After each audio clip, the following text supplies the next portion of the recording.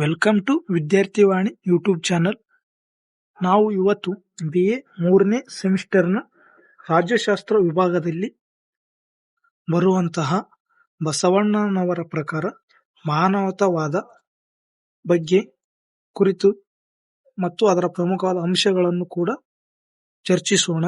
ನಿಮಗೆ ಪರೀಕ್ಷೆಯಲ್ಲಿ ಈ ಪ್ರಶ್ನೆಯನ್ನು 10 ಅಂಕಕ್ಕೆ ಕೇಳಬಹುದಾದ ಸಾಧ್ಯತೆ ಹೆಚ್ಚು. ಅದೇ ತರ ಹಿಂದಿನ ಪ್ರಶ್ನೆ ಪತ್ರಿಕೆಯಲ್ಲಿ ಕೇಳಿದ ಪ್ರಶ್ನೆ ಕೂಡ ಆಗಿದೆ. ನೀವು ಯಾರಾದರೂ ಮೊದಲನೇದಾಗಿ ನಮ್ಮ ವಿದ್ಯಾರ್ಥಿವಾಣಿ ಅಥವಾ ಈ ಕ್ಲಾಸನ್ನು ಕೇಳುತ್ತಿದ್ದರೆ ತಪ್ಪದೆ ಸಬ್ಸ್ಕ್ರೈಬ್ ಮಾಡಿ, ಹಾಗೆ ಬೆಲ್ ಐಕನ್ ಪ್ರೆಸ್ ಮಾಡಿ.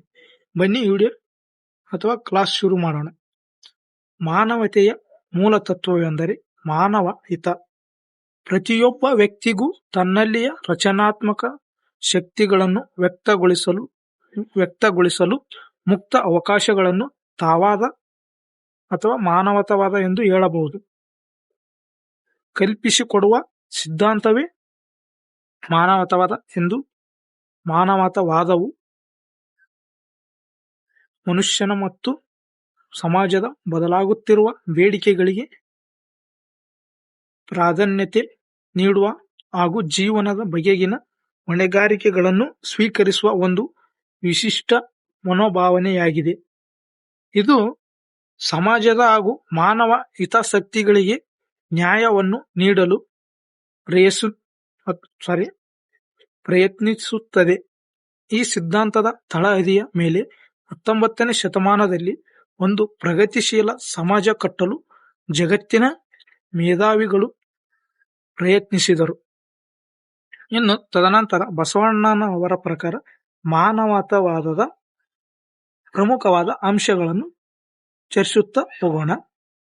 ನಿಮಗೆ ಈ ವಿಡಿಯೋ ಇಷ್ಟವಾದರೆ ತಪ್ಪದೆ ಲೈಕ್ ಮಾಡಿ, ಶೇರ್ ಮಾಡಿ, ಹಾಗೆ ಕಮೆಂಟ್ ಮಾಡಿ. ನಾವು ಮುಂದೆ ನಿಮಗೆ ಯಾವ ವಿಷಯದ ಮೇಲೆ ಕ್ಲಾಸನ್ನು ಮಾಡಬೇಕು ಎಂಬುದನ್ನು ಕೂಡ ಕಮೆಂಟ್ ಮೂಲಕ ತಿಳಿಸಿ. ಮೊದಲನೇದಾಗಿ ದಯ ಹಾಗೂ ಅನುಕಂಪ ಅಂದರೇನೆಂದರೆ ವ್ಯಕ್ತಿ ಮತ್ತು ಸಮಾಜ ಒಂದಕ್ಕೊಂದು ಪೂರಕ ಮತ್ತು ಪೋಷಕ ಮಾನವ ಸಮಾಜದ ಒಂದು ಘಟಕವಾಗಿದೆ ಎಂದು ಹೇಳಿದ್ದಾರೆ. ಅಂತಹ ಘಟಕಗಳ ಸಮೂಹವೇ ಸಮಾಜ. ಆದ್ದರಿಂದ ವ್ಯಕ್ತಿಗಳಿರಬೇಕಾದ ಮಾನವೀಯ ಹಕ್ಕುಗಳ ಬಗೆಗೆ ಬಸವಣ್ಣನವರು ಪ್ರತಿಪಾದಿಸಿದರು. ಹುಟ್ಟಿದ ಪ್ರತಿಯೊಬ್ಬ ವ್ಯಕ್ತಿಯು ಸ್ವತಂತ್ರವಾಗಿ ಹಾಗೂ ಸಮನಾಗಿ ಬದುಕಬೇಕು. ಎಲ್ಲ ಹಕ್ಕುಗಳಿಗೆ ಎಲ್ಲರೂ ಬಾಧ್ಯರು. ಗುಲಾಮಗಿರಿ ಸಲ್ಲದು. ಪ್ರತಿಯೊಬ್ಬನಿಗೂ ಗುಣ ಮೂಲವಾದ ಸ್ಥಾನವು ದೊರೆಯಬೇಕು. ಅಂದರೆ ಸಮಾಜದ ಪ್ರತಿಯೊಬ್ಬ ವ್ಯಕ್ತಿಯನ್ನು ಮಾನವೀಯತೆಯಿಂದ, ದಯದಿಂದ ಅಥವಾ ಗೌರವದಿಂದ ಕಾಣಬೇಕು ಎಂಬುದು ಬಸವಣ್ಣನವರ ಮಾನವತಾವಾದ ಪ್ರಮುಖ ಒಂದು ಅಂಶವಾಗಿದೆ. ಪ್ರತಿಯೊಬ್ಬನಿಗೂ ಗುಣ ಮೂಲವಾದ ಸ್ಥಾನವು ದೊರೆಯಬೇಕು. ಯಾರನ್ನು ಅವಮಾನವಾಗಿ ಶಿಕ್ಷಿಸಬಾರದು. ಎಲ್ಲರಿಗೂ ವೈಚಾರಿಕ ಮತ್ತು ಅಭಿಪ್ರಾಯ ಸ್ವಾತಂತ್ರ್ಯ ನೀಡಬೇಕು. ದುಡಿಮೆಗೆ ತಕ್ಕಂತೆ ಫಲ ದೊರಕಬೇಕು. ಅಂದರೆ ಇಂದಿನ ಕಾಲದಲ್ಲಿ ಊರಿನ ಪಾಳೆಗಾರರು ಮತ್ತು ಗೌಡರು ಕೆಳಜಾತಿಯರನ್ನು ಕೆಲಸಕ್ಕೆ ಅಥವಾ ಜೀತಕ್ಕೆ ಅವರನ್ನು ಕೆಲಸ ಮಾಡಿಸಿಕೊಂಡು ಅವರಿಗೆ ಕೆಲಸಕ್ಕೆ ಸಂಬಳವನ್ನು ಕೊಡುತ್ತಿರಲಿಲ್ಲ. ಆದ್ದರಿಂದ ಅವರ ತಕ್ಕಂತೆ ದುಡಿಮೆಗೆ ತಕ್ಕಂತೆ ಸಂಬಳವನ್ನು ಕೊಡಬೇಕೆಂಬುದು ಕೂಡ ಬಸವಣ್ಣವರ ಅಭಿಪ್ರಾಯವಾಗಿದೆ. ಎರಡನೇದು ಸಾಮಾಜಿಕ ಸಮಾನತೆ. ಈ ಸಾಮಾಜಿಕ ಸಮಾನತೆ ಎಂದರೆ ಬಸವಣ್ಣನವರ ಮಾನವತಾವಾದವನ್ನು ಅವರು ಪ್ರತಿಪಾದಿಸಿದ ಸಾಮಾಜಿಕ ಸಮಾನತೆ ತತ್ವದಲ್ಲಿ ಕಾಣಬಹುದಾಗಿದೆ. ಅಂದು ಸಮಾಜದಲ್ಲಿ ಬೇರೂರಿದ್ದ ಜಾತಿ ಭೇದ ಅಸಮಾನತೆಯನ್ನು ಹೋಗಲಾಡಿಸಲು ಸಾಂಪ್ರದಾಯಿಕ ಕಟ್ಟುಪಾಡುಗಳನ್ನೇ ಹರಿದೊಗೆಯಲು ಮುಂದಾದರು. ಜಾತಿ, ಜನಾಂಗ, ಲಿಂಗಗಳ ಆಧಾರದ ಮೇಲೆ ಸಮಾಜವನ್ನು ವಿಭಜಿಸುವುದು ಸರಿಯಲ್ಲವೆಂದು ಜೀವನದ ಎಲ್ಲ ರಂಗಗಳಲ್ಲೂ ಸಮಾನತೆಯನ್ನು ತರಲು ಯತ್ನಿಸಿದರು. ಅಂದರೆ ಇದರ ಅರ್ಥ ಸಮಾಜದಲ್ಲಿನ ಜನರನ್ನು ಕೀಳು ಭಾವನೆಯಿಂದ ನೋಡಬಾರದು ಮತ್ತು ಅವರಿಗೆ ಅವಮಾನಿಸಬಾರದು ಮತ್ತು ದೌರ್ಜನ್ಯವನ್ನು ಮಾಡಬಾರದು, ಸಮಾನವಾಗಿ ಕಾಣಬೇಕು ಎಂಬುದು ಈ ಅಂಶದ ಪ್ರಮುಖ ಅರ್ಥ ಅಥವಾ ವಿವರಣೆಯಾಗಿದೆ. ಇನ್ನು ಮೂರನೇದಾಗಿ ಸ್ತ್ರೀ ಸ್ವಾತಂತ್ರ್ಯ. ಸ್ತ್ರೀಯರನ್ನು ಎಂದಿನಿಂದಲೂ ನಮ್ಮ ಸಮಾಜ ಕೀಳೆಂದು ತಿಳಿದು ಶೋಷಿಸುತ್ತಲೇ ಬಂದಿದೆ. 12ನೇ ಶತಮಾನದಲ್ಲೂ ಹೆಣ್ಣಿನ ಮೇಲೆ ಪುರುಷ ಪ್ರಧಾನ ಸಮಾಜದ ಸವಾರಿ ಮುಂದುವರಿದಿತ್ತು. ಎಲ್ಲಾ ಗೋಡೆಗಳ ಮಧ್ಯದ ಸ್ಥಳವೇ ಹೆಣ್ಣಿನ ಜಗತ್ತಾಗಿತ್ತು. ಅವಳು ಮಾನವೀಯತೆಯಿಂದ ಸಂಪೂರ್ಣವಾಗಿ ವಂಚಿತಳಾಗಿದ್ದಳು. ಸಮಾಜದಲ್ಲಿ ಒಲೆಯರಿಗಿದ್ದ ಸ್ಥಾನವೇ ಸ್ತ್ರೀಯರದು ಆಗಿತ್ತು. ಸಮಾಜದಲ್ಲಿ ಸ್ತ್ರೀಯರ ಸ್ಥಾನಗಳು ಹೀಗೆ ಹೀನ ಸ್ಥಿತಿಗೆ ಕೆಂದಿದ್ದನ್ನು ಕಂಡು ಬಸವಣ್ಣನವರು ಮುರುಗಿದರು. ಸ್ತ್ರೀಯರ ಬಗ್ಗೆ ಸಮಾಜದಲ್ಲಿ ಇದ್ದ ನಂಬಿಕೆ ಹಾಗೂ ತಪ್ಪು ಕಲ್ಪನೆಗಳನ್ನು ಬೇರು ಸಹಿತ ಕಿತ್ತು ಹಾಕಲು ಆಲೋಚಿಸಿದರು. ಅಂದರೆ ಇದರ ಅರ್ಥ, ಸಮಾಜದಲ್ಲಿ ಇಂದಿನ ಕಾಲದಲ್ಲಿ ಮಹಿಳೆಯರು, ಸ್ತ್ರೀಯರು ಅವರಿಗೆ ಯಾವ ಅವಕಾಶ ಕೂಡ ಇರಲಿಲ್ಲ.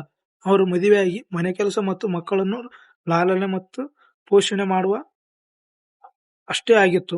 ಆದ್ದರಿಂದ ಅವರಿಗೆ ಶಿಕ್ಷಣವನ್ನು ದೊರಕುತ್ತಿರಲಿಲ್ಲ, ಹೊರಗಿನ ಪ್ರಪಂಚದ ಬಗ್ಗೆ ಗೊತ್ತಿರಲಿಲ್ಲ. ಆದ್ದರಿಂದ ಅದೆಲ್ಲವನ್ನು ಕಿತ್ತೊಗೆಯಬೇಕೆಂದು ಮತ್ತು ಸ್ತ್ರೀಯರಿಗೆ ಸಮಾಜದಲ್ಲಿ ಸ್ವಾತಂತ್ರ್ಯವನ್ನು ಕೊಡಿಸಬೇಕೆಂಬುದು ಬಸವಣ್ಣನವರ ಒಂದು ಪ್ರಮುಖ ಆಲೋಚನೆಯೂ ಕೂಡ ಆಗಿತ್ತು. ನೆಕ್ಸ್ಟ್, ಅಹಂಕಾರ ನಿರಸನ. ಅಹಂಕಾರ ನಿರಸನ ಅಂದರೆ ಅಹಂಕಾರಿಯಾದ ವ್ಯಕ್ತಿಯು ಇತರರನ್ನು ಸಹಜವಾದ ಅನುಕಂಪ, ಕರುಣೆ, ಸಮಾನತೆಗಳಿಂದ ಕಾಣಲಾರನು. ಅಂದರೆ ಅಹಂಕಾರ ವ್ಯಕ್ತಿಯು ಅಂದರೆ ದೊಡ್ಡ ವ್ಯಕ್ತಿ ಆಗಿರ್ಬೋದು, ಅಥವಾ ಹೆಚ್ಚಿನ ಹಣವನ್ನು ಹೊಂದಿರುವಂತ ಮತ್ತು ಶ್ರೀಮಂತನಾದ ವ್ಯಕ್ತಿಯು ಕೆಳಜಾತಿ ಅಲ್ಲ, ಬಡವರನ್ನು ಮತ್ತು ಮಧ್ಯಮ ವ್ಯಕ್ತಿಗಳನ್ನು ಅಹಂಕಾರದಿಂದ ಅವರನ್ನು ನೋಡಿ ಕರುಣೆಯಿಂದ ಅಥವಾ ಇತರೆ ಒಟ್ಟಾಗಿ ಅವನು ಸಮಾನತೆಯಿಂದ ಕಾಣುತ್ತಿರಲಿಲ್ಲ. ವಿನಯಶೀಲನು, ಕ್ಷಮಾಶೀಲನು ಆದ ವ್ಯಕ್ತಿ ಸಮಾಜದಲ್ಲಿ ಸುಲಭವಾಗಿ ತನ್ನ ಸೇವಾ ಸ್ಥಾನವನ್ನು ಪಡೆಯಬಲ್ಲನು. ಅಂದರೆ ವಿನಯದಿಂದ ಜನರನ್ನು ಕಾಣುವ ಮತ್ತು ಕ್ಷಮೆಯನ್ನು ನೀಡುವ ಅಂತ ವ್ಯಕ್ತಿಗಳು ಸಮಾಜದಲ್ಲಿ ಸುಲಭವಾಗಿ ಮೇಲೆ ಬರಲು ಸಾಧ್ಯವಾಗುತ್ತೆ ಎಂಬುದನ್ನು ಬಸವಣ್ಣನವರು ಹೇಳಿದ್ದಾರೆ. ಬಸವಣ್ಣನವರನ್ನು ಜನರೆಲ್ಲ ಅಣ್ಣ ಎಂದು ಗುರುತಿಸಿದುದು, ಗೌರವಿಸುವುದು ಈ ವಿನಯಶೀಲ ಸೇವೆಗಾಗಿಯೇ ಎಂದು ಹೇಳಬಹುದು. ಬಸವಣ್ಣನವರ ವಾತ್ಸಲ್ಯದ ಒಂದು ನುಡಿ, ಆತ್ಮೀಯವಾದ ನಡೆ ಜನಮನದಲ್ಲಿ ಹೊಸ ಆಶಯ ದಿಗಂತವನ್ನು ತೆರೆಯುತ್ತದೆ. ಬಸವಣ್ಣನವರು ಭಕ್ತಿ ಭಂಡಾರಿಯಾಗಿದ್ದರು, ಮಹಾಮಂತ್ರಿಯಾಗಿದ್ದರು. ವಿನಯವಂತಿಕೆ, ಸಜ್ಜನಿಕೆ ಅವರ ಗುಣರತ್ನವಾಗಿತ್ತು. ಇದನ್ನು ಎನಗಿಂತ ಕಿರಿಯರಿಲ್ಲ, ಶಿವಭಕ್ತರಿಗಿಂತ ಹಿರಿಯರಿಲ್ಲ ಎನ್ನುವ ಅವರ ಮಾತಿನಲ್ಲಿ ಕಾಣಬಹುದು. ಹಾಗೆ ಈ ವಿಡಿಯೋ ನಿಮಗೆ ಹೇಗೆ ಅನಿಸುತ್ತಿದೆ ಎಂಬುದನ್ನು ಕಮೆಂಟ್ ಮೂಲಕ ತಿಳಿಸಿ. ಮತ್ತೆ ಮುಂದೆ ಯಾವ ವಿಷಯದ ಬಗ್ಗೆ ಕ್ಲಾಸ್ ಮಾಡಬೇಕೆಂಬುದನ್ನು ಕಮೆಂಟ್ ಮೂಲಕ ತಿಳಿಸಿ. ಹಾಗೆ ಲೈಕ್ ಮಾಡಿ ವಿಡಿಯೋವನ್ನು. ಇನ್ನು ಐದನೇದಾಗಿ ಕಾಯಕ ಸಿದ್ಧಾಂತ. ಕೇವಲ ಬೋಧನೆಯಲ್ಲಿ ಮಾನವತಾವಾದಿಯಾಗಿ, ಮೈಗಳ್ಳನಾಗಿ, ಪರಾವಲಂಬಿಯಾಗಿರುವುದು ಮಾನವೀಯತೆಯ ಲಕ್ಷಣವಾಗಲಾರದು. ಬರೀ ಅನುಕಂಪದ, ಸಹಾನುಭೂತಿಯ ಮಾತುಗಳು ಜನತೆಯ ದುಃಖ, ಅಜ್ಞಾನಗಳನ್ನು ದೂರ ಮಾಡಲಾರವು. ಆದ್ದರಿಂದ ಬಸವಣ್ಣನವರು ಪ್ರತಿಯೊಬ್ಬರಿಗೂ ಒಂದಿಲ್ಲ ಒಂದು ಕಾಯಕವನ್ನು ಮಾಡಬೇಕೆಂಬುದು ಹೇಳುತ್ತಾರೆ. ತಾವು ಮಾತ್ರ ಯಾವ ಕಾಯಕವನ್ನು ಮಾಡದೆ ಶ್ರಮಜೀವಿಗಳ ಗಳಿಕೆಯನ್ನು ದಕ್ಷಿಣೆ, ಪ್ರಸಾದ, ನೈವೇದ್ಯಗಳ ರೂಪದಲ್ಲಿ ಕಸಿದುಕೊಳ್ಳುವ ಪುರೋಹಿತ ವರ್ಗದ ಜೀವನ ಧಾರ್ಮಿಕ ಜೀವನವೆಂದು ಬಗೆಯುವ ಮೌಢ್ಯವನ್ನು ತೊಡೆದು ಹಾಕಲು ಈ ಕಾಯಕ ತತ್ವ ಮಹತ್ವವಾಗಿದೆ. ಈ ಪ್ರಶ್ನೆ ನಿಮಗೆ ಬಸವಣ್ಣನವರ ಬಗ್ಗೆ ಫಿಕ್ಸ್ ಒಂದು ಪ್ರಶ್ನೆ 10 ಅಂಕಕ್ಕೆ ಕೇಳ್ತಾರೆ. ಇನ್ನೊಂದು ಪ್ರಶ್ನೆ ಯಾವುದೆಂದರೆ ಮುಂದೆ ಹೇಳ್ತೀನಿ. ಈಗ ನೆಕ್ಸ್ಟ್ 5ನೇ ಅಂಶವೆಂದರೆ ಅಸ್ಪೃಶ್ಯರ ಉದ್ಧಾರ. ಬಸವಣ್ಣನವರು ಅಸ್ಪೃಶ್ಯರ ಉದ್ಧಾರ ಯಾವ ರೀತಿ ಮಾಡುವುದಾಗಿತ್ತು ಎಂಬುದನ್ನು ನೋಡೋಣ. ಬಸವಣ್ಣನವರ ಮಾನವತೆ ಎದ್ದು ಕಾಣುವುದು ಅಸ್ಪೃಶ್ಯತೆಯನ್ನು ತೊಡೆದು ಹಾಕುವುದರಲ್ಲಿ. ಸಮಾಜದಲ್ಲಿ ತೀರಾ ಕೆಳಗಿನ ಮಟ್ಟದಲ್ಲಿ ಒಲೆಯರು, ಮಾದಿಗರು ಇರುತ್ತಾರೆ. ಅವರನ್ನು ಅನ್ಯರು ಊರವರೆಗೆ ಇರಿಸುತ್ತಾರೆ. ಅವರನ್ನು ಮುಟ್ಟಿಸಿಕೊಂಡರೆ ತಾವು ಮೈಲಿಗೆಯನ್ನು ಪಡೆಯುತ್ತೇವೆ ಎಂಬುದು ಉತ್ತಮ ಕುಲದವರ ನಂಬಿಕೆ. ಅಂದರೆ ಅಸ್ಪೃಶ್ಯರೆಂದರೆ ಮಾದಿಗರು, ಹೊಲೆಯರು. ಅವರನ್ನು ಊರಿನೊಳಗೆ ಬರಿಸುವಂತೆ ಮಾಡುತ್ತಿರಲಿಲ್ಲ ಊರಿನ ಜನರು. ಊರ ಹೊರಗಡೆ ಅವರನ್ನು ಇರಿಸುತ್ತಿದ್ದರು ಮತ್ತು ಅವರನ್ನು ಮುಟ್ಟಿಕೊಂಡರೆ ಮೇಲ್ವರ್ಗದ ಜನರಿಗೆ ಮೈಲಿಗೆಯಾಗುತ್ತದೆ ಎಂಬ ಮೂಢನಂಬಿಕೆ ಇತ್ತು. ಅದನ್ನು ತೊಡೆದುಹಾಕುವಲ್ಲಿ ಬಸವಣ್ಣನವರು ಪ್ರಮುಖವಾದ ಕಾರ್ಯವನ್ನು ವಹಿಸಿದ್ದಾರೆ. ಇದಕ್ಕೆ ಕಾರಣ ಮೌಲ್ಯಗಳ ಶ್ರೇಣೀಕರಣ. ನೆಲವಾಗಲಿ, ಜಲವಾಗಲಿ, ಮನುಷ್ಯನಾಗಲಿ, ಅವರ ಕೃತಿಗಳಾಗಲಿ ಅವುಗಳನ್ನು ವಿಭಜಿಸಿ ಶ್ರೇಣಿಗೊಳಿಸಿ ಮೌಲ್ಯಾರೋಪಣ ಮಾಡಿ ಒಂದು ಇನ್ನೊಂದಕ್ಕಿಂತ ಕೀಳೆಂದು ಮೇಲೆಂದು ಬಸವಣ್ಣನವರು ಹೇಳಿದ್ದಾರೆ. ಇನ್ನು 7ನೇದ್ದು, ಮರ್ತ್ಯ ಲೋಕ ಎಂಬುದು ಕರ್ತಕನ ಕಮ್ಮಟ. ಈ ಲೋಕ ಮಿಥ್ಯವೆಂದು ಬಗೆಯುವ ಪಲಾಯನವಾದಿ ಪ್ರಪಂಚವನ್ನು ಪ್ರೀತಿಸಲಾರ. ಪ್ರಪಂಚವನ್ನೇ ಪ್ರೀತಿಸಿದ ವ್ಯಕ್ತಿ ಪ್ರಪಂಚದಲ್ಲಿಯ ಮಾನವರನ್ನೊಳಗೊಂಡು ಯಾವ ಪ್ರಾಣಿಯನ್ನು ಆತ್ಮೀಯವಾಗಿ ಕಾಣಲಾರನು. ಕಷ್ಟ ಕಾರ್ಪಣ್ಯಗಳಿಗೆ ಅವರವರ ದುರ್ದೈವವೇ ಕಾರಣವೆಂದು ಸಾರಿ ತನ್ನ ಉದ್ಧಾರಕ್ಕೆ ಮಾತ್ರ ಅಂತಹ ವ್ಯಕ್ತಿ ಪ್ರಯತ್ನಿಸುತ್ತಾನೆ. ಆದರೆ ಬಸವಣ್ಣನವರು ಈ ಪ್ರಪಂಚವನ್ನು ದೇವರ ಸೃಷ್ಟಿ ಎಂದು ನಂಬಿದ್ದರು. ಇದೆಲ್ಲ ಬಸವಣ್ಣನವರ ಪ್ರಕಾರ ಮಾನವೀಯತೆಯ ಬಗ್ಗೆ ಪ್ರಮುಖವಾದ ಅಂಶಗಳು ಮತ್ತು ಅದರ ವಿವರಣೆಗಳನ್ನು ನೀಡಿದ್ದೇನೆ. ಪರೀಕ್ಷೆಯಲ್ಲಿ 10 ಅಂಕಕ್ಕೆ ಕೇಳಬಹುದಾದ ಸಾಧ್ಯತೆ ಹೆಚ್ಚು ಇದೆ. ನಿಮಗೆ ಇಲ್ಲಿ ಬಸವಣ್ಣನವರ ಬಗ್ಗೆ 2 ಪ್ರಶ್ನೆಗಳು ಬರ್ತವೆ. ಅದರಲ್ಲಿ 2ರಲ್ಲಿ ಒಂದು ಫಿಕ್ಸ್ ಪ್ರಶ್ನೆ ಆಗಿರುತ್ತದೆ. ಅದು ಇನ್ನೊಂದು ಯಾವುದು ಅಂದರೆ ಬಸವಣ್ಣನವರ ಪ್ರಕಾರ ಜಾತಿ ರಹಿತ ಸಮಾಜ ಯಾವ ರೀತಿಯಾಗಿತ್ತು ಎಂಬುದನ್ನು ತಿಳಿಸಿರಿ ಅಂತ ಒಂದು ಪ್ರಶ್ನೆ. ಆ ಪ್ರಶ್ನೆಯನ್ನು ಮುಂದಿನ ಕ್ಲಾಸಿನಲ್ಲಿ ನಿಮಗೆ ಹೇಳುತ್ತೇನೆ. ಈ ಪ್ರಶ್ನೆಯನ್ನು ತುಂಬಾ ಸೂಕ್ಷ್ಮವಾಗಿ ನೋಡಿ. ಇದು ನಿಮಗೆ ಪರೀಕ್ಷೆಯಲ್ಲಿ ಉಪಯುಕ್ತವಾದ ಪ್ರಶ್ನೆಯಾಗಿದೆ. ತದನಂತರ ನಿಮಗೆ ಯಾವ ರೀತಿಯಾಗಿ ಮತ್ತು ಈ ಕ್ಲಾಸ್ ಯಾವ ರೀತಿಯಾಗಿ ಅನಿಸಿದೆ ಎಂಬುದನ್ನು ಕಮೆಂಟ್ ಮೂಲಕ ತಿಳಿಸಿ. ಮತ್ತೆ ನಮ್ಮ ವಿದ್ಯಾರ್ಥಿವಾಣಿ ಯೂಟ್ಯೂಬ್ ಚಾನಲ್ ತಪ್ಪದೇ ಸಬ್ಸ್ಕ್ರೈಬ್ ಮಾಡಿ, ಹಾಗೆ ನಿಮ್ಮ ಫ್ರೆಂಡ್ಸ್ಗೆ ಶೇರ್ ಮಾಡಿ. ಮತ್ತೆ ಮುಂದಿನ ಕ್ಲಾಸಿನಲ್ಲಿ ಯಾವ ಕ್ಲಾಸ್ ಬಗ್ಗೆ ಅಥವಾ ಯಾವ ವಿಷಯದ ಬಗ್ಗೆ ಕ್ಲಾಸನ್ನು ಮಾಡಬೇಕೆಂಬುದನ್ನು ತಿಳಿಸಿ.